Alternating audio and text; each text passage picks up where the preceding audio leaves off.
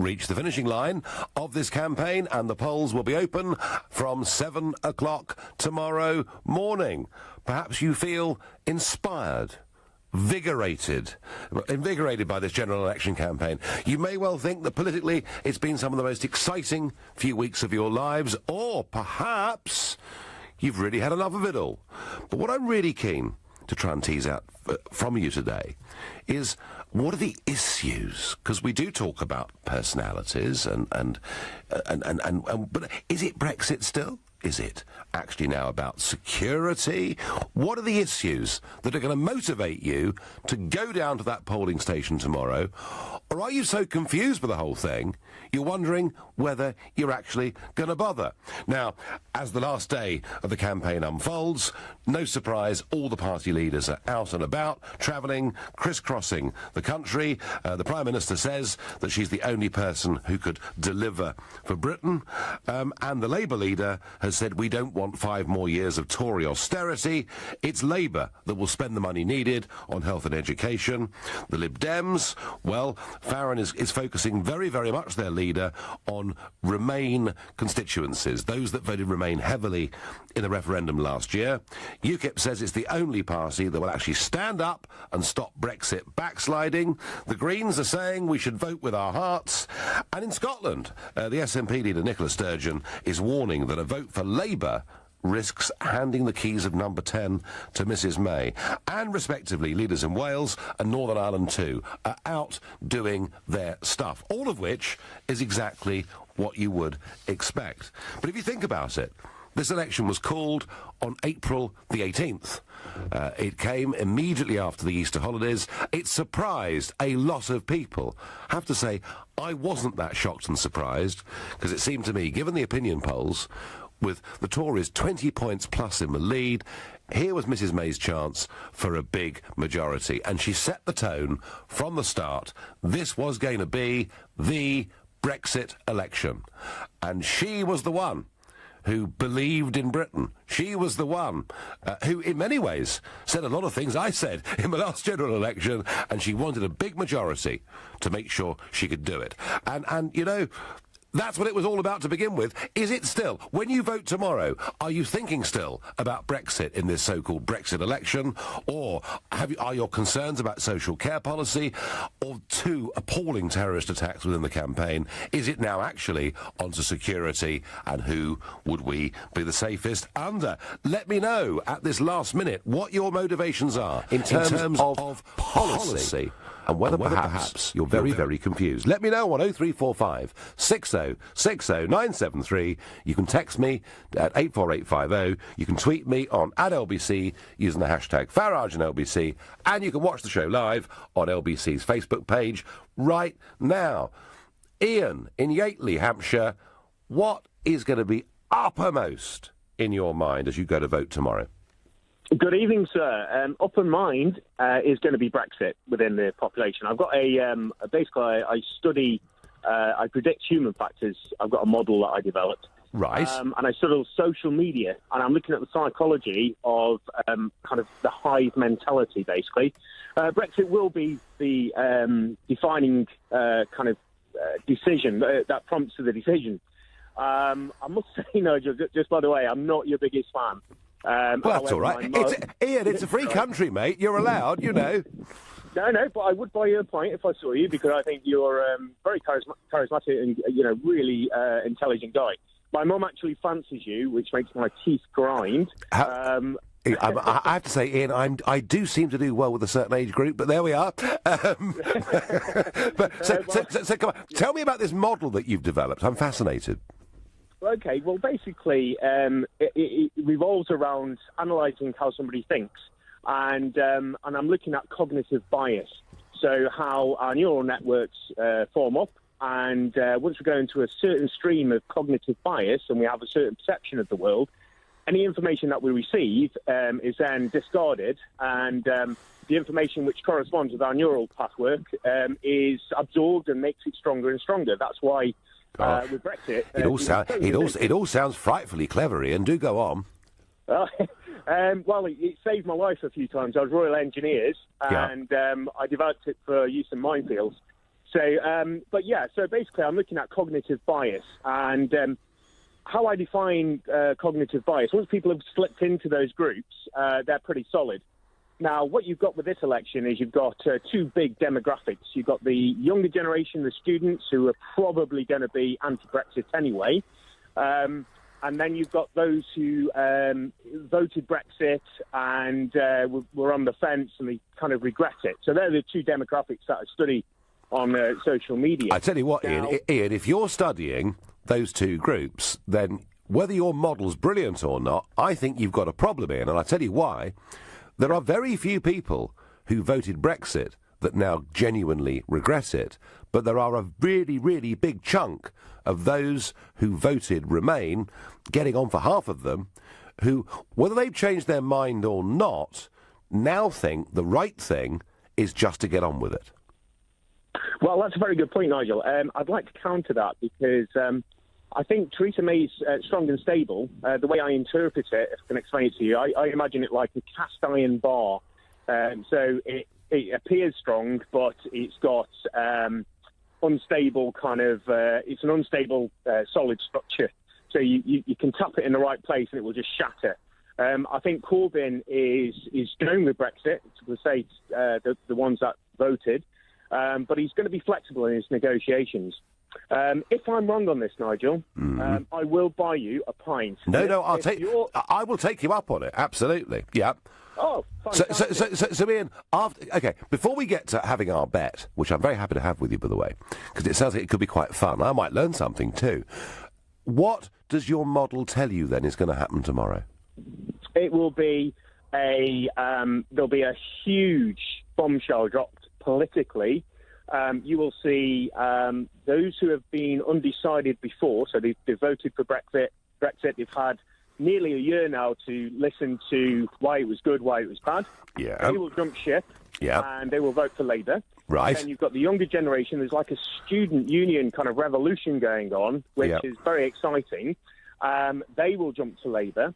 Now, the other thing as well... Ian, you've had lots of time. You've had lots of time, Ian. You've got 10 seconds. Give me your prediction. OK, Labour landslide. If I'm wrong, I'll buy you a pint. If you're right, then... sorry. I tell you what, if you're right, Ian, I'll take your pint and I'll give you 10 pints if it's a Labour landslide. All right? OK, Ian, thank you. A very interesting analysis from Ian, but I think based on a misconception. He thinks that a lot of you out there who voted Brexit are now regretting it and now somehow want to water it down by voting for a party that is either reluctant or perhaps even against Brexit happening. That's my view. Please ring up and tell me I'm wrong, but I think there is actually quite a considerable body of polling evidence that backs up that view. Adrian in Bournemouth, what's going to motivate you tomorrow morning? Evening, Nigel. Evening. The boy Farage, the only man in history to get 100% of his manifesto done. Thank you. And, well, not yet, I think, is the answer to that. But anyway... No, not quite. Anyway, come on, what's driving you? Well, I'm probably a personification of the actual campaigns. I think I'm so mixed up. I don't really know where I'm going, but it's going to be immigration. Immigration, yeah. Which actually, Adrian, given that it's been sort of the top issue in British politics for several years, has really, if we're honest about it, hardly been discussed in this campaign. Well, I'll tell you why that's been. That's because there's two reasons. One, the whole world is sick of the different terms that have been used for Brexit. We're sick of hard, soft, left. We're just sick of the word Brexit. Yep. I can promise that for nothing. Secondly, I think I've counted correctly. When I think we're up to about 600 questions now where Theresa May has ended the sentence with best deal for Britain. Now, I don't know, and nobody knows what the best deal for Britain is. And because she's never told us, she's got nothing to measure up to without. So she can tell us whatever she thinks is the best deal for Britain, and none of us have got anything that we can come back with and say, but that's not what you said. No, but Adrian, if it's immigration that is dominating your thought, how are you going to vote tomorrow? Well, I completely understand that there is no reason why it shouldn't be. Where does that put your vote tomorrow morning? Well, this is the weird thing. I voted Brexit, right? Yep. the reason I voted Brexit was not to stop people coming here. It was so that we could allow the right people to come here. I really, really, really want people that have gone across the Mediterranean with their kids in their arms and a bin lid to be able to come here. I really want that to happen, but I don't want the lunatics here. So the only people that are currently singing my tune are the Green Party, and that's scaring me a little bit, if I'm honest. But don't the Green Party believe in free? I mean, I heard Caroline Lucas the other day. She is a champion for free movement, Adrian. So if that's what you believe in, folks, that's great, and they're completely open and honest about that.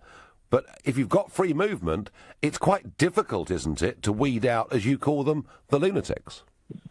The other evening when I heard her on the debate, she did say that she wanted to allow needy people in the country. She stopped short of saying that she'd stop the lunatics coming in, but I assumed that they wouldn't let the lunatics come in. I don't know. I've got no idea. What I do know is that I'll give you my prediction for what's going to happen this week. Go on. I called Trump, I called Brexit, I called everything. Yeah, go on. We are definitely 100% going to have a hung parliament on Friday morning. OK, Adrian, another bold prediction. I thank you for your call. Right now, you're listening to the Nigel Farage Show, exclusively on LBC. It's 7:15.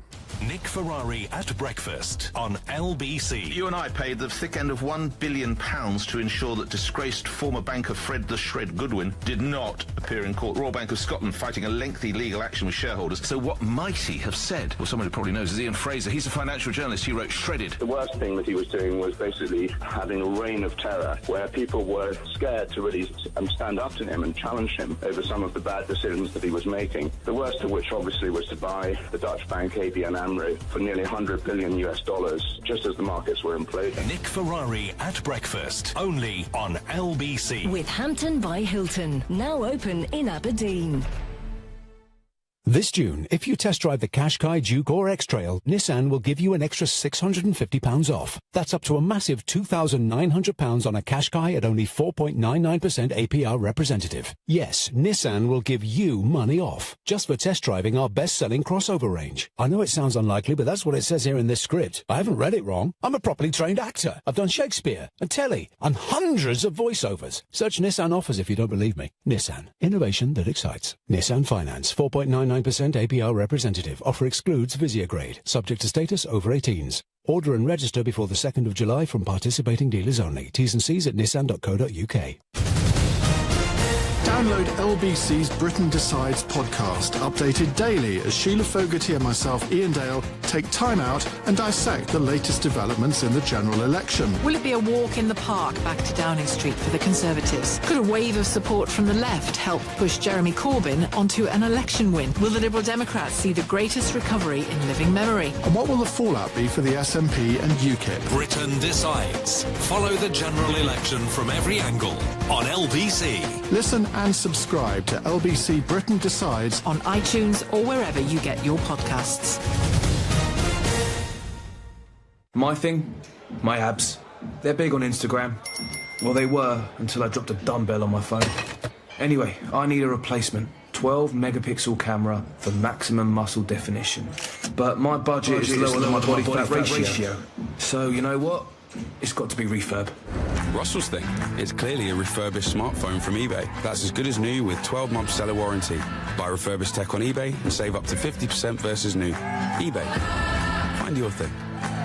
Divorce can be expensive. It affects your finances, assets, home, savings, pension, and most of all, your relationship with your children. It's probably one of the toughest times you'll ever go through. Cordell & Cordell understands these issues and helps men maximise their roles in their children's lives. Call now on 0330 60 60 161 or visit cordellcordell.co.uk. Office in central London. A partner men can count on. If you won on Lotto, what would you get your mum? I think the best thing for my mum would be to have her family around her all the time. So I'd probably use some modern technology to try and duplicate all those kids so she can have us around her all the time. Because that's what's most important to her, is being with us. I'd clone us all, yeah. I don't think the world's ready for that, actually. Lotto. Who wins if you win? Rules and procedures apply. Players must be 16 or over. Yes, you did hear right. There's more money off the RRP on selected new Nissan crossovers if you test drive in June at all 14 Glyn Hopkin Nissan dealerships. Search Glyn Hopkin Nissan. This is LBC, the Nigel Farage Show. Call 0345 6060 973. Text 84850. Tweet at LBC using the hashtag Farage on LBC. With less than 12 hours to go, what are the issues that will motivate you, turn you on, inspire you to go out and vote tomorrow? Or perhaps you've just had enough of the whole shooting match. I want to know, this was set up as the Brexit election. Is that still top of your list, or are you, like I think quite a lot of people, now rather confused, as many, many other issues have come in? Brexit and security. It has to be May. Corbyn will not Brexit us, says Dean. Brexit, Brexit, Brexit for me, says Rose on Twitter. My biggest concern is terrorism, says Teresa on Twitter. Tomorrow I'll be voting based on securing Brexit. I only hope Mrs May doesn't betray reluctant voters like me. And one here that's interesting. Nigel, I'm voting on the national debt. Tomorrow is about whether we stand up and repay our debts or force our kids to repay it. Josh in Bristol. Josh, I have to say, in that case, I don't know. Honestly, who would you vote for? We haven't even debated it. We had those big debates that we've seen over the course of this campaign, and the issue of the national debt has barely troubled the scorer. Something I find extraordinary, but you know what, Josh? The same thing happened in 2015. I confronted Cameron face-to-face on the ITV debate, and I mentioned the fact that his government had doubled the national debt in 5 years, and here he was, telling the audience how prudent they'd been. Answer, I got none. And none of the other parties even challenged it. So, Josh, if that's what you're voting on, interesting, but it just has not been part of this campaign. Kaleem in Brent, what is going to motivate you tomorrow? Hi, Nigel. How are you? I'm very well, yeah. And you? What do you think? I'm very well, thanks. Nigel, it's very, very easy for me. I'm voting Labour 100%. Right. And the reason is to preserve the NHS. Under the Tories, we've seen nothing but further privatisation of the NHS, starting with Andrew Lansley, who instituted the Health and Social Care Act that opened up the NHS to private companies. And we've seen this continue with Jeremy Hunt, and the NHS is being eroded. The NHS is a national treasure in this country. If we want to save it, we have to vote for a party that will ensure its survival. Well, I can guarantee you 100%, if the Tories come into power this Friday, we will see further erosion of the NHS, and it will become a two-tier service. Well, Kaleem, I'm going to pick you up a little bit on that, because the great Tony Blair, that wonderful Labour Prime Minister who won 3 elections for Labour, it was he, of course, that brought in the private finance initiatives for the building of new hospitals, something out of which private companies and consortia have made very large amounts of money. In fact, Tony Blair privatised a lot more of the National Health Service than the Tories have since 2010. Now, I know this election is about looking forwards, not backwards, but don't you think, Kaleem, as a hardened Labour voter that you are, there is a certain sense of irony that it was Labour that privatised quite a lot of it? Nigel, I think what's important for your listeners to appreciate is that the only party that has put this into law in the Health and Social Care Act is the Conservative Party.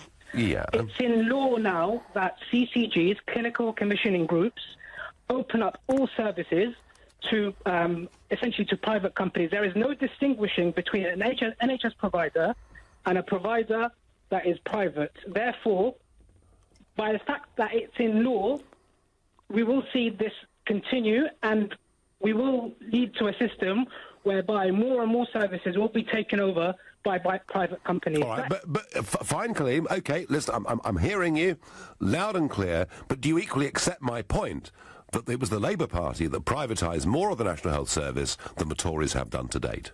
No. Because they didn't put it into law. No, forget it. I'm talking about what actually happened, and if Tony Blair privatised about 5% of the National Health Service, the Tories have privatised less than 2% of the National Health Service. Going ahead, it could be different. Kaleem, I understand your passion on this issue, your belief in the National Health Service, your fear about privatisation. I just put that point in because I was trying to bring in a bit of balance. Honestly, listeners, I was. Kaleem, thank you. Chris in Sloane Square, what is the issue that really now dominates your thinking for tomorrow? Hi, Nigel. It is security. Security and Brexit are just about level, but it's security. Yep. I mean, the interviews that Diane Abbott have been doing are dreadful. And the fact is that if she was our Home Secretary today and these circumstances which have taken place, I don't think she'd be able to cope, and she'd be running around like a headless chicken. And old Jeremy Corbyn talks about 10,000 police. Where Diane Abbott, 10,000 come from? Because Diane Abbott, does Chris has had a difficult few days, and she pulled out of Woman's Hour yesterday morning. She pulled out of an Evening Standard debate last night. And she did appear to have some considerable difficulty on Sky News being interviewed a couple of days back. The party leader, Jeremy Corbyn, has told us today that Diane Abbott is ill and for that reason is standing aside for a little bit. So, it may be, Chris, if she's ill, that she would not become the Home Secretary on Friday and somebody else would. Okay, so are we talking about her current replacement? Never heard of her. Well, so, but going back to, I'm going to vote Conservative because Amber Rudd and the Conservatives, I think, are the team to do it. Now, Chris, I that's vote for the less of the three evils. Chris, that's interesting that you use the word team, because according to tonight's Evening Standard, edited, of course, by the ever-helpful George Osborne, Osborne is suggesting in the Standard tonight that Amber Rudd and Theresa May are actually poles apart on a whole range of political issues. If that's true, it's not much of a team, is it? Well, no, but we don't know about that. I mean, he could just be going in there to sort of stirring things up. But Amber Rudd is coming He's very good at that. Very, very strong, with a lot of charisma, and then you feel confident in them. And it's just like with Brexit. I voted Brexit because that was in the Conservative mandate. And from my point of view, I voted Conservative. Sort it out. I voted you because you are the people to sort out Brexit. And, the single market, I knew exactly that we were coming out of the single market, all about immigration, controlled immigration, not stopping everybody, controlled immigration, the world market. You've got, Chris, you're clear, and on security, why do you think the Conservatives are better on security? Well, apparently London is, am I right thinking that they've lost 18,000 policemen over the last 5-7 years? 20,000 policemen have gone nationally over the course, since 2010, basically, yes. Sorry, it's 18,000, yeah. So where's this 10,000 policemen, where's the number come from? Why 10,000? Why not back to 15 or something? And at the end of the day, who's going to pay for it? Okay, they keep saying corporation tax. Yeah, corporation tax being used for tuition fees? Well, Chris, maybe the crisis we face is so great that actually even me, who's been harping on, although no one's been listening, about the national debt, perhaps actually money doesn't matter when it comes to our safety. Chris, I thank you. And, Chris made his point. He was very worried about Diane Abbott. But interesting, I get a tweet here. Well, I was voting Labour for Diane Abbott, but now she's being replaced. I'm rethinking, says Anthony. So, you see, strong emotions on both sides of that. Steve in Watford, what dominates your thoughts ahead of the polls opening in 11 and a half hours' time? Hi, Nigel. I just wanted to say, to start with, I'm a huge supporter of you, huge supporter of UKIP. I've supported UKIP for many years, but unfortunately I think UKIP has done their job, and so I won't be voting for them this time. Have they got the wrong policies, Steve?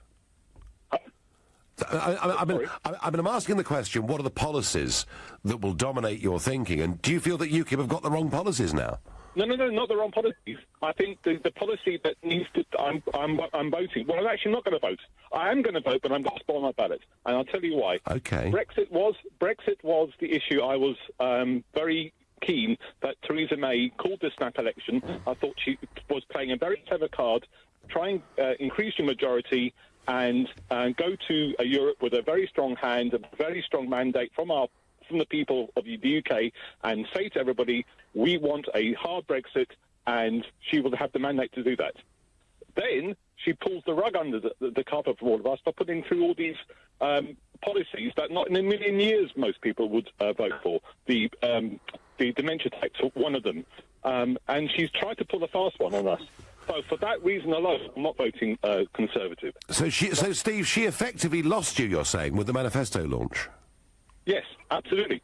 I thought she played a very, very clever hand. I thought she had done exactly the right thing. Wait till you're high in the polls, and then call a snap election, get a strong mandate behind you, go to Europe and say, this is what UK want. And I think she would have done very well. And then, because she thinks she's going to get a big majority, she starts putting through all the policies that she knows would have been difficult to put through, but thinking that she's going to get a strong majority, she starts putting through things that I can't vote for. Not in a million years would I vote for that. Steve, do you think by spoiling a paper you'll feel better about yourself when you walk out of that primary school or whatever it is? I'll feel worse if I don't go and vote at all, because I've always been somebody who is banged on to all my friends. You know, people died to get people to vote. No, Steve, that is. I agree with that, and in fact, I'll talk a bit more about that at the end of the show tonight. Steve, you're going to go and vote. Looks like a spoiled paper. You're somebody that Theresa lost. In a moment, I'm going to make my election prediction. I was always told in politics it is mad to make predictions, but at every election I do. I don't know what it says about me. You're listening to the Nigel Farage Show, exclusively on LBC. It's 7:30 and time for the news with Moira Alderson. A 36-year-old Frenchman's been confirmed as one of the victims of the London Bridge terror attack. The number of people killed has risen to 8 after a body was found in the River Thames. Another man's been arrested in connection with the Manchester Arena bombing last month. Police say the 20-year-old is the 12th suspect now being held in custody. The final general election campaign rallies are being held this evening. Party leaders are travelling across the country to try to get any undecided voters to back them ahead of the polls opening tomorrow morning. LBC weather, a bright and dry evening in the north and east of the country, but rain and wind in the south-west will soon spread across the country with a low of 14 degrees. LBC Travel, good evening. I'm Andy Lake. Starting off in Surrey then, the M25 is still slow clockwise between junction 13 for the A30 at Staines and 14 for Heathrow. It was blocked earlier on to recover a lorry which broke down. All lanes are back open now though. Also issues on the M25 in Kent. It's down to just 2 lanes from 4 anti-clockwise between 3 for the Swanley interchange and 2 for the A2 after a collision, making it look very slow on the approach. In North London, the A1 in Lower Holloway is closed just north of Holloway Road Tube Station. That's for an ongoing police investigation, causing long delays from Manor House and Angel tube stations. In the West Midlands, the M5 is slow northbound between 2 for Birmingham and 1 for West Bromwich. The inside lane there closed to deal with a breakdown.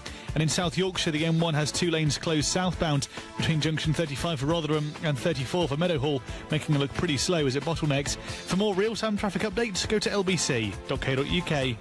This is LBC. New drama on BT TV. It's showtime, folks. Enjoy the UK network premiere of AMC's Better Call Saul, the critically acclaimed spin-off to Breaking Bad. You will atone.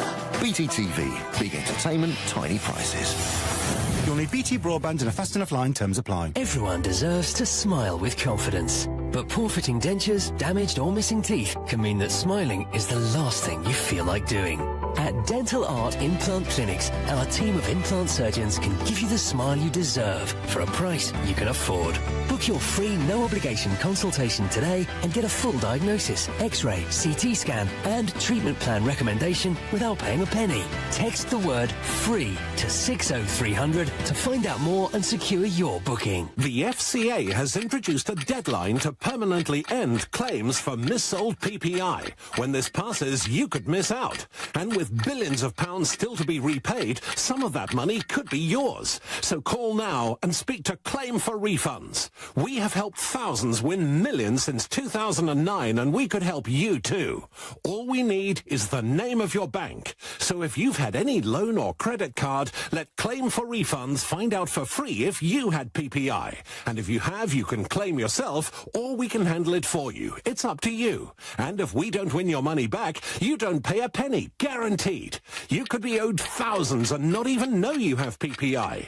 Call 0800 180 8180 or text PPI to 88882. Oh, the garden's an absolute mess. It's my turn to have the cross-stitch crew round for tea and Battenberg. I'll have to get a landscape gardener in and a wildlife expert. It's a jungle out there. We could be eaten alive by those deadly flutterbugs. Oh, relax, relax. It's Trust a Trader. Marvellous local tradespeople who've been tried, tested and reviewed. All specialists in their areas, from landscape gardening to pest control. Oh, visit trustatrader.com. Trustatrader.com. Watch Better Call Saul, 27th of June on BTTV, where you'll find quality drama, kids shows and movies. To never miss a moment, record all your favourite shows with the BTTV box. BTTV, big entertainment, tiny prices. You'll need BT broadband and a fast enough line. Recording functionality available with selected BT TV packs. Terms apply. Leading Britain's conversation. The Nigel Farage Show. Tweet at LBC using the hashtag Farage on LBC. Now, I'm talking about what is going to motivate you when you go to vote tomorrow. What policy stands head and shoulders for you above the others? And I've had a mixture of reactions, but I've also had some predictions coming through. I've had a prediction of a Labour landslide. I've had a prediction of a hung Parliament. So I'm now, as I said before the break, going to give my prediction, having been told that it's something you should never do in this game. But hey, in for a penny, in for a pound. What I'm about to say is not an attempt in any way to influence your vote.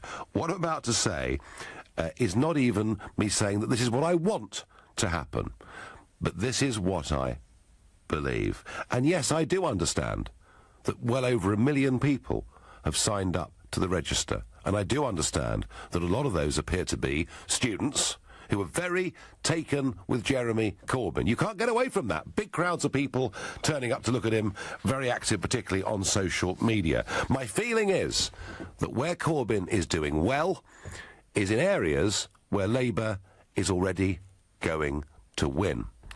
And I think that the Conservative vote will surprise people. And my prediction is a Conservative victory by 65 seats. I think a relatively comfortable win for Mrs May, but nothing like the landslide that we were looking at 3 to 4 weeks ago, where, if you remember, some models were saying she might get as big a majority as Tony Blair got back in 1997. So I'm going to call a Tory win by 65 seats. Predictions, of course, I could get it wrong completely, and you please ring me and tell me I've misread this. There's probably some of you now absolutely fuming, dialing 0345 6060 973. I'm not trying to influence you in any way at all. I'm not saying it's the outcome that I want. It's just my view. Ali in Stratford, what are the issues that are dominating your thinking tomorrow? Hi, Farage. How are you? I'm okay. Nigel, sorry. Sorry, Nigel. Yes. Either or's okay. Okay, brilliant. I mean, before I begin, I wanted to say that I was an undecided voter. Yeah. And I never voted in the past as well. And so the person that's got my attention is Mr. Corbyn, 100%. And the issue that's important for me is security. Okay. And the reason why, obviously, what the terrible events that happened in the last 3 months, all the way from the Woolwich and in what's happened in Manchester, and what the public need to you mean remember. You mean Westminster? Yeah. What says Westminster, Manchester, London Bridge? Yeah. Yes. And what people need to remember is all of this has happened under the watch of the Conservative government. So May going up and down the country talking about security, it doesn't wash with me. Because if something was going to happen, then these maniacs there would have something would have happened with them, and it hasn't happened under her watch. Well, Ali, let's. Okay, Jeremy Corbyn has caught your eye, so let's assume that what you want comes true, and you wake up Friday morning, and Corbyn has become Prime Minister. What is it you think that he will do to stop this happening that makes you want to vote for him? I think the two things that one is that he's said that he's going to increase the police. I've seen what that's done on the street myself because I work with a lot of young people, and the police cuts and what it's meant on the street. I've seen it for myself. And the second thing is he's going to rethink some of the policies that hasn't worked on possibly prevent and engaging with the people like the Muslim community, etc. He hasn't done that. If it is a Muslim community issue, then the government needs to go out and talk to them, and the Conservatives haven't done that. So I think those are the two things that Corbyn has basically, yeah. Ali, no, you've articulated that very strongly. His critics, of course, the Daily Mail in particular, would say that he's been far too close in the past to Hamas, Hezbollah and the IRA, all groups that have done some awful things. And how could you trust somebody who himself had been too close to bad people? Well, for me, I mean, I don't know about Daily Mail and their credibility. I mean, let the public decide for that for themselves. Okay. From what I know is that May has constantly lied over and over again. So she's more of a someone who I can't trust. And the times that I have met Mr. Corbyn, etc., he's always come with someone genuine, someone that seems like he... Ali, one second here. So you've met Mr. Corbyn, yeah? Yes, this was recently in a rally, yes. OK. Are you a Labour Party member, Ali? No. You're not? OK, so you've met him, you're impressed by him, more police on the streets, a different approach to the Muslim community. Thank you, Ali. You've made your point and made it very, very strongly. Jerry, in Derby, what is the issue dominating your thoughts when you wake up tomorrow morning? Brexit. Brexit. And I'm not a member of any party of any description. The left wing have hijacked the Labour Party, if we remember back 7 weeks ago. That's why Jeremy Corbyn wasn't popular within his own Labour Party. And we have got 11 days. In 11 days' time, we are going to start negotiating to get out of the European Common Market. Or, in 11 days' time, we're going to get an announcement from Jeremy Corbyn to tell the world that we're going to stop doing this till we get a new referendum. But hang on, Jerry. If Tim Farron storms to victory tomorrow, then that would be the case. But Jeremy Corbyn, unless you think he's a liar, has made it pretty clear that we are going to Brexit. It's just that he believes he can have a negotiation that will get us a different kind of trade deal to the one that he says May will get. So Corbyn, Jerry, 2-3 months ago, I kept asking callers, can someone please tell me where the hell the Labour Party stands on this issue? And whilst there is confusion over the single market, real confusion over the customs union, Corbyn, to be fair, has actually said that he does want Brexit. Now, is that... Yeah. And if he needs to go into a coalition with the Liberal Democrats, then he'll change his mind and say, well, for me to run this country, I can only do that with the Liberal Democrats, and the deal is or the they want a referendum. Or the SNP. Yes, exactly. They're all going to want a new referendum. So, Jerry, you're going to vote Conservative. You trust Mrs May's integrity on this issue more than Jeremy Corbyn's. What if the second prediction I got tonight is right, and 2 polling companies, actually, are suggesting that it could be a hung parliament? What if the only way for Mrs May to form a government is to do what Call Me Dave did back in 2010, and to have a coalition with the Liberal Democrats? What would Mrs May do then, in your opinion? Well, what she should do is go back to the country and say, I need a mandate for us to get out of Europe. So vote for me or don't vote for me. Oh, no, not another election, Jerry, surely. No, what we had this election for was Brexit. We didn't have it for any other reason. In 3-4 years' time, they can have another election. If we don't like how the government are running the country in the new Brexit world that we're living in, we can have another election and vote them out, can't we? But at the moment, we want a Brexit. But if the Conservatives are the biggest party but don't have a majority, who, in your view, should they do a coalition with? Nobody. And what if that means that actually Jeremy Corbyn is able to put together a majority coalition, because he can put together a coalition with the SNP, with the Liberal Democrats and others? What then? Yeah, because then we'll be out of... We'll still be back in Europe. Jeremy Corbyn... there's the only thing I think that Jeremy Corbyn has said, and he basically said exactly the same as what your mate in Europe said. Juncker, is it, or whatever? Yep. He said, you're not going to leave this club and still have all the benefits of it. You're not going to be a single member, you're not going to get the single market. You're not having access to our single market if you're not in our club. Right. End of story. So basically, Mrs May is the right person, and she mustn't form a coalition with anybody or water down her Brexit policy. That's what you're saying, Jerry, you're voting on, yeah? Yeah. Can I just say one thing about young people voting as well? Yep. If we don't get rid of the debt, you're going to have it. You're going to have it for the rest of your lives, but it'll be bigger. So, Jerry, who's going to get rid of the debt? The Conservatives will get rid of the debt. So, let me just get this straight.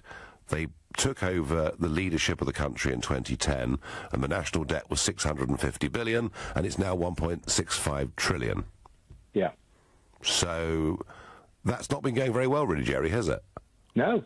So is it all going to be different now? But do you think that a Labour coalition, whatever party, is going to not dish out the Smarties to the people who don't work again? If they dished out the Smarties, they might put up the national debt, perhaps in that scenario you paint, even more quickly. But you don't honestly think, do you really, that the Conservative Party are going to get rid of the annual deficit? Well, unless we do, we can't continue with the country. Well, Jerry, I have to say, I have very little confidence in that happening, because they predicted it would be back to neutral by 2014-15. They then extended that to 2018-19. They're now telling us it'll be 2025 before the books are balanced. But if any of you think I'm wrong, please call me and let me know. Right now, you're listening to The Nigel Farage Show, exclusively on LBC, and it's 7:45. Coming up at 8 on LBC, Clive Bull. Time is running out as the final day of election campaigning draws to a close. So who do you want to see in number 10 and why? Clive Bull on LBC. Man, that Hypnos bed is comfortable. Time to get up, work to do. Shower, tick. Shave, tick. Dressed, next question. Time for all-you-can-eat brekkie with the fellas. Bacon, sausages and more bacon. Probably even some beans. Today is a big day. Because you are scaffolders. Whatever your story, this is a great place to start. Premier Inn. Premier You. Breakfast prices and options may vary. Exclude certain locations. If you still haven't gotten around to finding out if you ever had PPI, then it's probably time you did. Because even though there's still time to claim before the PPI deadline, time is the one thing that will eventually run out. All you have to do is text the word EASY to 60777, and the claims guys will conduct a free search to discover if you ever had PPI. You can then claim the money yourself or let the claims guys do it for you. It's your choice. Isn't it time you texted EASY to 60777? The claims guys. We've got it at Selco. Selco, it's where the trade goes. At Selco Builders Warehouse, we've got real deals on a wide range of trade-quality building products. In June, we've got cement mixer hire for only £14 ex-VAT for 7 days, insurance included. Now that's a real deal. We've got even more deals and thousands of products in stock at the new Selco Builders Warehouse, Tuscombe Trade Park, Camberley. We've got it at Selco. Selco, it's where the trade goes. At Honda, we've put a lot of our best thinking into the Jazz. So when it scored over 9 out of 10 on review for quality, practicality and features, we took it as a challenge. How to improve on what we think is the best small car money can buy? How about making it the best small car that slightly less money can buy? Until June 30th, you can own the Jazz for £199 a month with a £199 deposit and 4 years 0% APR. If you give that idea full marks, visit honda.co.uk/jazz199 for details. Terms and conditions apply. Final payment £4,403.07. 1 in 3 of us will have some form of dementia in old age. The Alzheimer's Show at Olympia on June the 9th and 10th is dedicated to helping those caring for or affected by dementia. Meet leading professionals, explore options for care, and discover the latest information, products and services. For tickets, visit alzheimersshow.co.uk. The Nigel Farage Show on LBC. Call 0345 6060 973.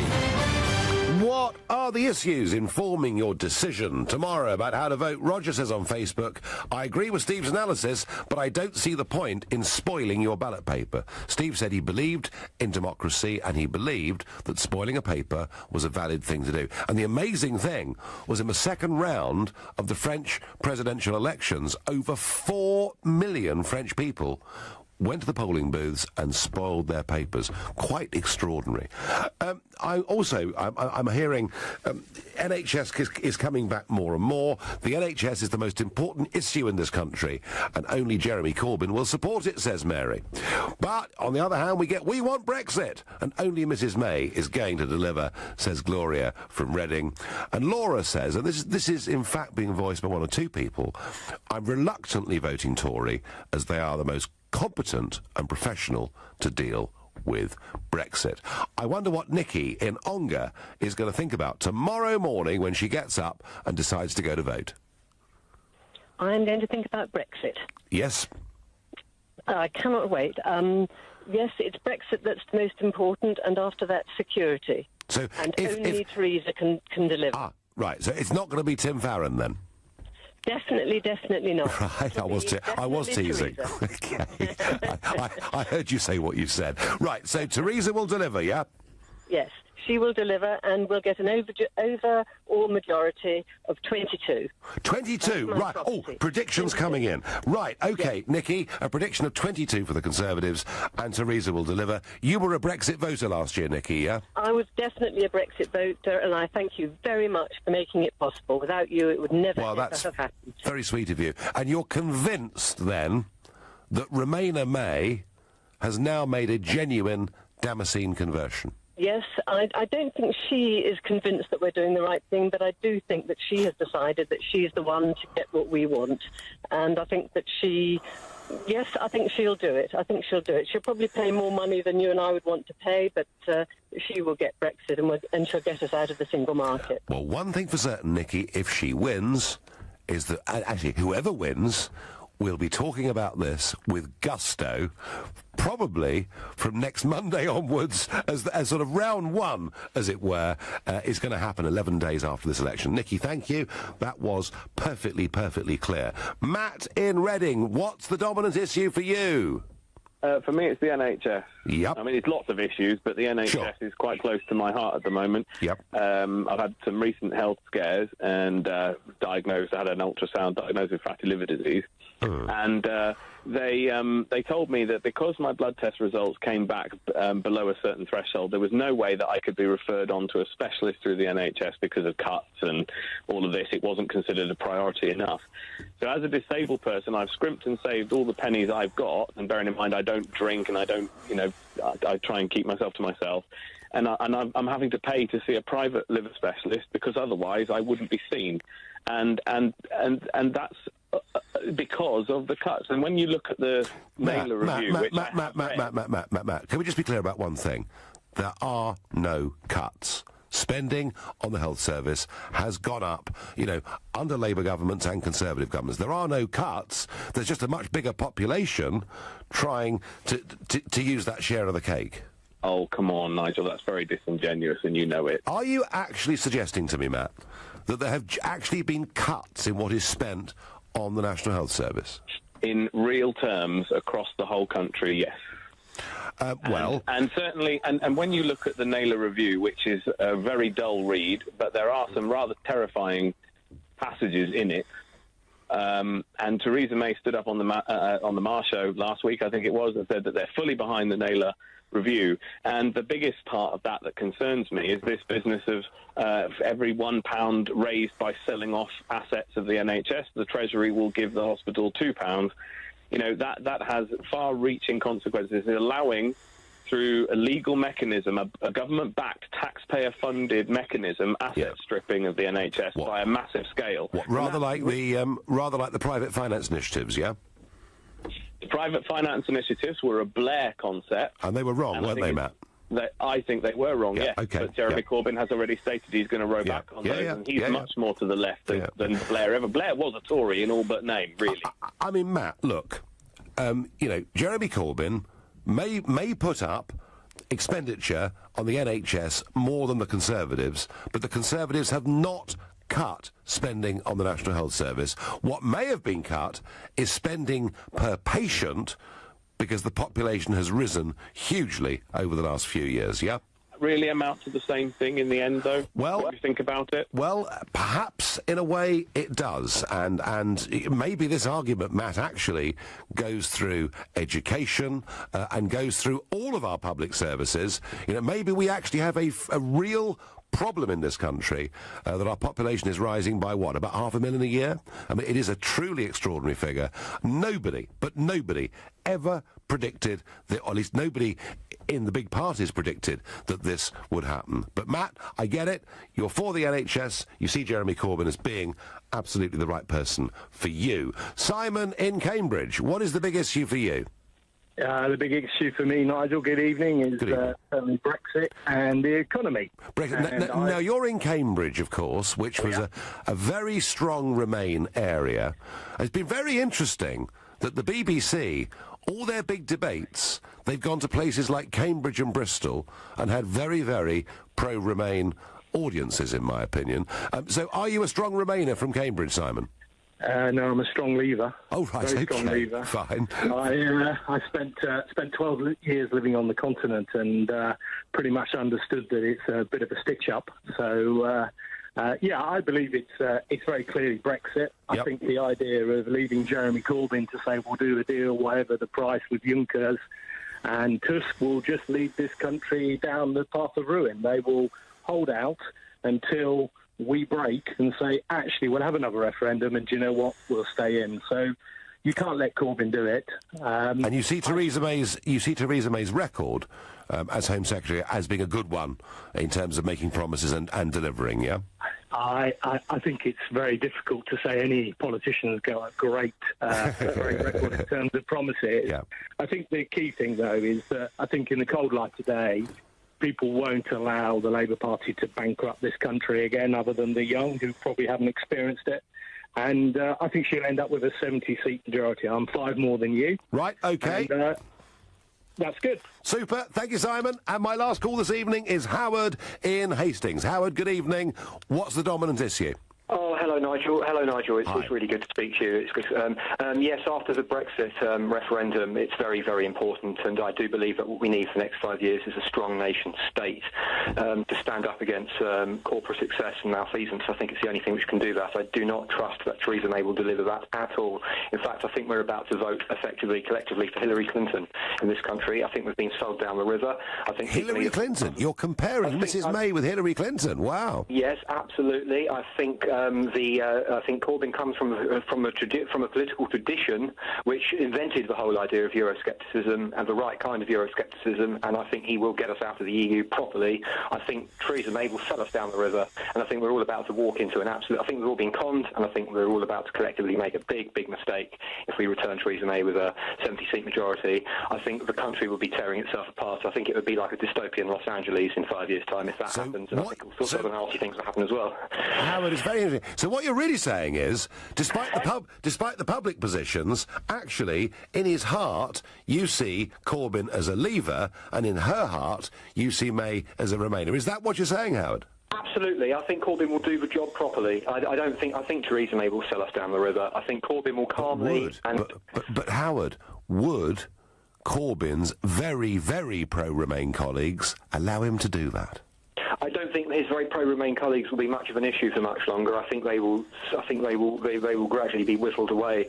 I mean, first of all, the first thing that happens is he gets returned with a majority. If he gets returned, or even if he gets elected PM, or even if he doesn't, but significantly increases the Labour strength, it destroys the narrative that rump of the Labour Party that's been there since the Blair years has been trying to say is the direction that party needs to go. It will radically change the direction of the Labour Party, and it will align it back more with, let's say, the Foot Ben tradition. And I think it will get considered. Howard, absolutely fascinating, thank you. And, well, whatever you decide to do tomorrow, whether you're voting, spoiling, not voting, whatever you're deciding to do, do have a good day. You've had a variety of predictions as to what's going to happen on the show this evening, including, of course, from me, because I love getting myself potentially into trouble and being made to look stupid. So you'll find out whether that's right or not.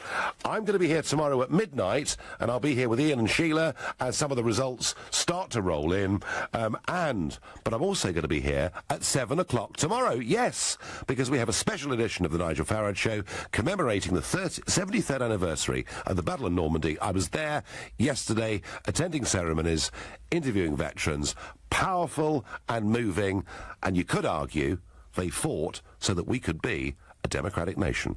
Coming up at 10, it's Ian Collins, but up next, it's Clive Bull. Nigel, thank you. Coming up at 9...